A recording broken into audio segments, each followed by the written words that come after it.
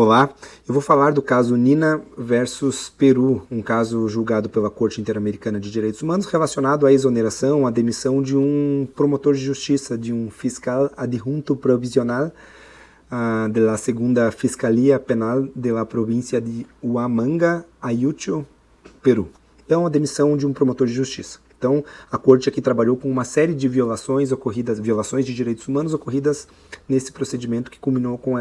a demissão, com a exoneração desse promotor de justiça. Segundo a Corte Interamericana, o Estado peruano não apresentou a motivação para essa demissão. Não aportou documentos indicando a causa da exoneração do promotor. Portanto, a Corte diz que não é possível saber se a exoneração ocorreu em razão de um processo disciplinário, de um processo materialmente sancionatório. Também o Peru não informou se essa decisão estava ligada à realização de um concurso público que tenha sido realizado para a substituição desse promotor. Portanto, a exoneração desse promotor foi arbitrária. Diante disso, para a Corte Interamericana, essa decisão não atendeu aos princípios garantidores da independência do membro do Ministério Público. Esses princípios, segundo a Corte Interamericana, são similares aos princípios de independência judicial, as garantias que estão preconizadas em prol da atividade dos juízes. De modo que não foi respeitada a garantia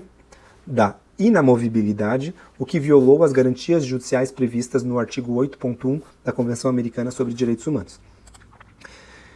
Segundo a Corte Interamericana, o Estado peruano, os estados que fazem parte do sistema interamericano, que se submetem à Convenção Americana de Direitos Humanos, têm a obrigação de deflagrar investigações criminais independentes e objetivas diante de violações de direitos humanos. Logo, as autoridades que integram o Ministério Público devem gozar de independência, de inamovibilidade,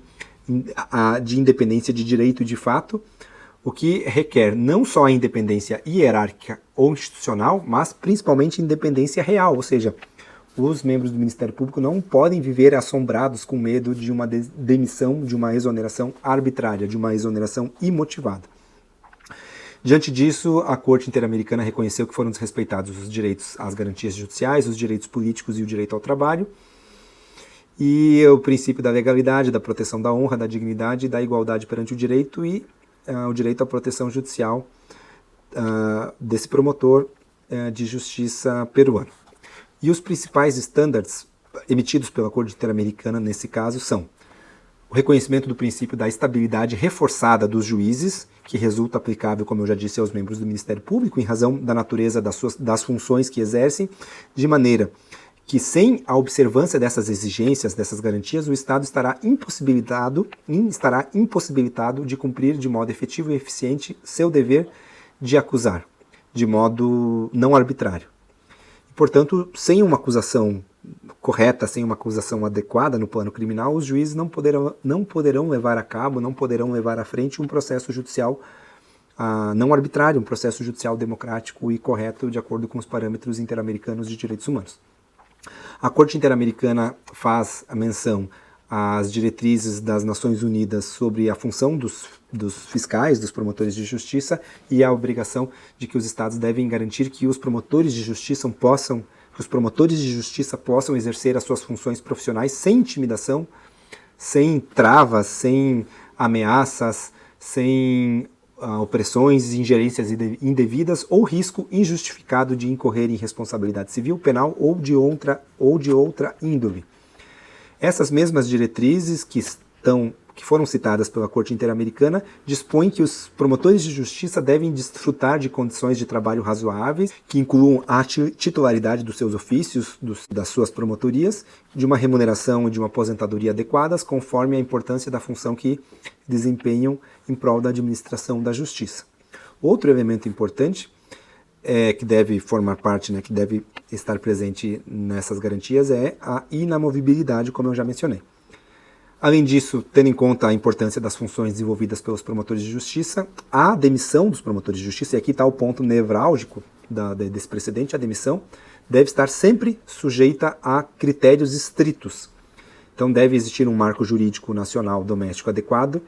para essas questões, para disciplinar as questões de faltas funcionais e das queixas dos processos abertos contra promotores de justiça, que sempre devem ter o direito de recorrer, inclusive para tribunais, ou seja, não pode uma demissão apenas a ser finalizada no âmbito administrativo, deve ser estendido aos promotores de justiça o direito de recorrer à justiça, relacionado a todas as decisões relativas às carreiras, principalmente as decisões sobre demissões em procedimentos disciplinares. Além disso, com a finalidade de salvaguardar a independência e a objetividade da atuação dos fiscais, devem ser observadas as garantias a uma adequada nomeação, a uma nomeação que não seja casuística, não esteja voltada a um determinado processo, a inamovibilidade do cargo, como eu já falei, e devem ser os promotores de justiça protegidos contra pressões externas. Como eu já disse, as garantias específicas aos promotores de justiça são as mesmas previstas aos juízes, e devem ser eles apenas demitidos diante de faltas disciplinares graves ou de absoluta demonstração de inépcia, de incompetência.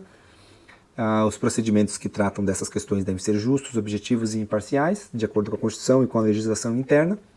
Além disso, o Tribunal reitera que as autoridades estatais estão obrigadas, nesses casos, a exercer de ofício um controle de convencionalidade a fim de observar todas essas garantias e de garantir um processo não arbitrário, um processo justo. Por último, diante da demissão imotivada de um promotor de justiça, a Corte reconheceu que o dano ao projeto de vida, de acordo com a sua própria jurisprudência, corresponde a uma noção distinta do lucro cessante e do dano emergente. Portanto, o projeto de vida tende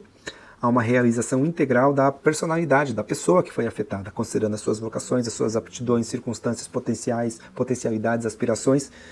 e as expectativas que tinha em relação à sua própria vida. Portanto, o desenvolvimento pessoal, familiar, profissional, as condições de vida que estavam se desenhando para que aquela pessoa mantivesse o seu projeto, mantivesse as suas expectativas, tudo isso, em sendo ferido, em sendo desrespeitado, deve gerar o pagamento de danos morais, de danos imateriais. Portanto, deve haver essa compensação